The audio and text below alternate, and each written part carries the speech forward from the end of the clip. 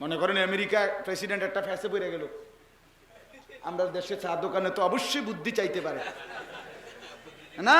পৃথিবীর সর্বশ্রেষ্ঠ বুদ্ধিজীবী কোথায়? বাংলাদেশের চা দোকানে সর্বশ্রেষ্ঠ। গোটা বিশ্বের শ্রেষ্ঠ মাথা, পৃথিবীর সেরা বাসা যে মাথাটি, বিজ্ঞানী না বিজ্ঞানী উর্ফে বিজ্ঞানী জন্ম দেয় এরা, বুঝেন নাই কথা? হ্যাঁ, এত শক্ত বললাম যাতে লজ্জা লাগে। কথা বলেন না কেন? লজ্জা লাগে। ছি ছি ছি ছি। আপনি চা খান 100 বার, আপনি খবর শুনছেন তো, খবর তো কানে না শোনে, চোখে দেখে। তা আপনি বেডির দিকে চাই রইলেন কেন? কথা বলেন না। মানুষ তো চোখে শুনে না, মানুষ কানে না শুনে। আল্লাহ আমাদেরকে বুঝ দান করেন।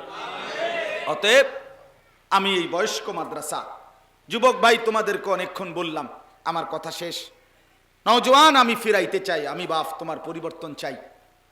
তোমরা ইনশাআল্লাহ না ফিরিলে বন্ধু আমার, ইসলামের জন্য লড়বে কে বাপ?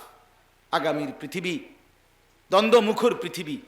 আগামীর পৃথিবী বাংলাদেশের 2 দল 3 দলের ঝগড়া না, বাংলাদেশের 2-4টা দলের, এই রাজনৈতিক দলের এগুলোর সামান্য এই ঝগড়াঝাটি না রে ভাইয়া। আগামীর পৃথিবী ইমান আর কুফরের যুদ্ধ, বেঁচে থাকার লড়াই। ইমান নিয়ে বাঁচা, আর এমনি বাঁচা সম্ভব? এমনি বাঁচতে তো বাঁচতেই পারবে। কত মানুষ আত্মপরিচয় ভুলে গিয়ে হাইওয়ান জানোয়ারের মতো বাঁচতেছে না, সেটা তো ঠিক আছে, কিন্তু ইমান নিয়ে বাঁচা। আমি প্রায় বলি, আমার বেশি ভয় হয় এই ছেলেরা যে আজকে যারা 1 ওয়াক্ত নামাজ পড়ে না, সারাদিন যারা মোবাইলে নারী ছবি নর্তকী নিয়ে থাকে, জিনা ব্যভিচারের দৃশ্য দেখে। আহারে ভাইয়া, খুব দ্রুতই আগামী 20 বছরের ব্যবধানে তোমাদের হাতেও সন্তান আসবে। আল্লাহ চাহে তো তোমরা বিয়ে করবা, আল্লাহ তৌফিক দিলে সেদিন আল্লাহ চাহে তো তোমাদেরও সন্তান হবে। জাহান্নাম থেকে বাঁচাইতে পারলো না, আখিরাতের মুক্তি অর্জন করতে পারে নাই, কসম খোদার।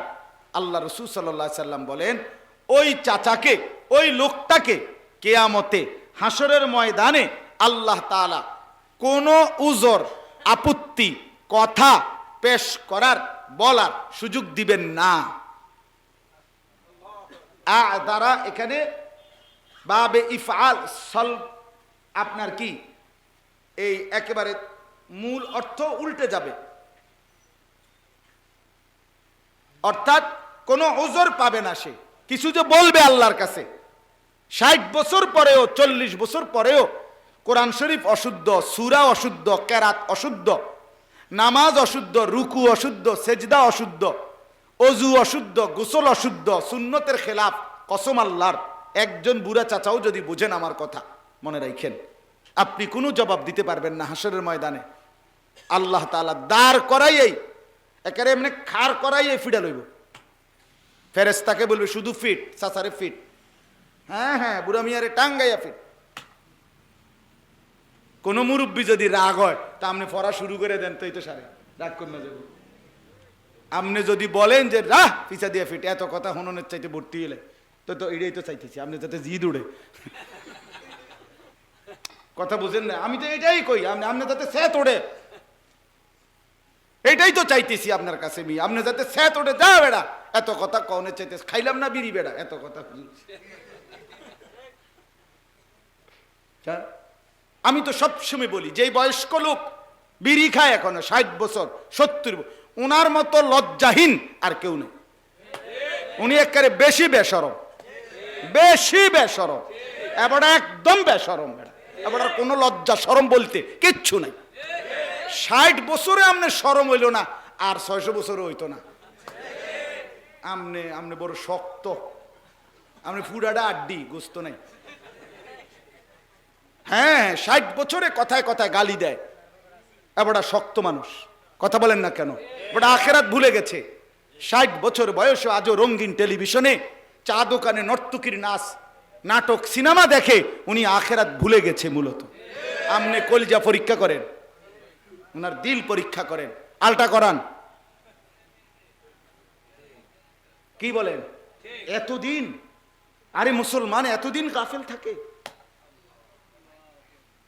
60 বছরে, 40 বছরে, 50 বছরে কত লাশ, কত জানাজা, হ্যাঁ, কত কিছু দেখছে। এবারে কি 1-2 জন মানুষের জানাজা পড়ছে? কিরে ভাই,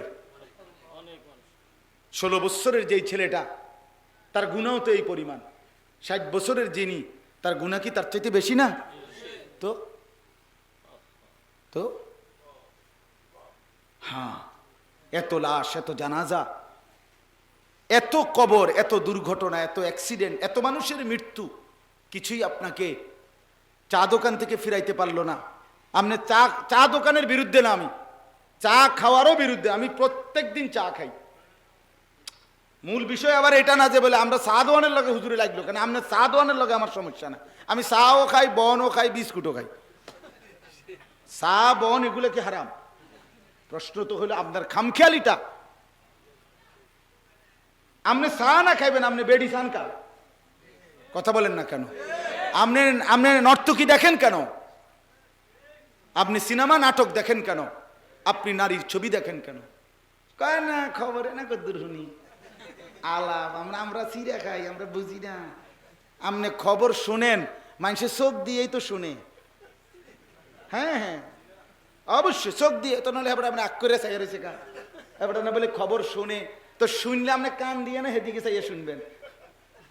আপনি দোকানের বাইরে খারান, তো আওয়াজ আইতে আছে, অসুবিধা কি? শুনেন খবর।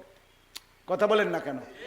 আপনি নাহলে উল্টাইয়া বইয়েন, চেয়ার উল্টাইয়া বসেন, টুল সরাইয়া বইয়েন। তাইলে আপনি বলে বাবুরে আমার খবর শোনা দরকার, কারণ কখন কে কোন বুদ্ধি চায় বলা তো যায় না।